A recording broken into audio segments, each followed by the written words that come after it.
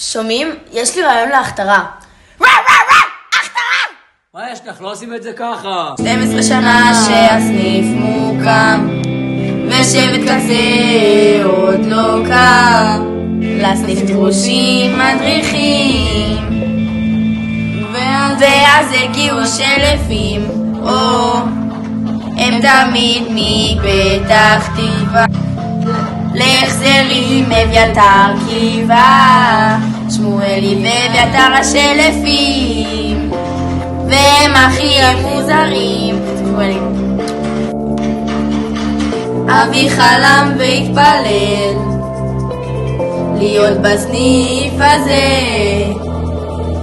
ועכשיו אנחנו כאן את המורה להרים.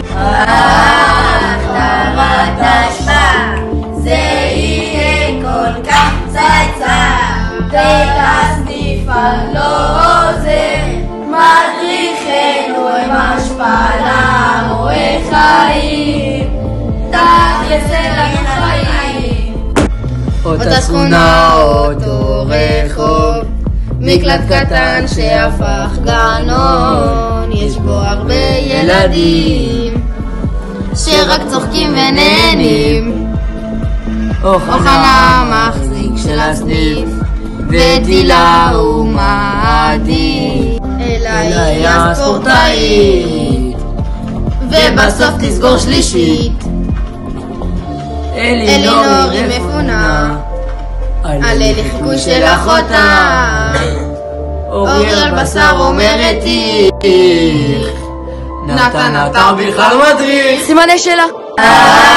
הכתרת השפעה זה יהיה כל כך צייצה, והסניף הלא זה מדריכנו עם השפעה רואה חיים, תכלס לנו חיים.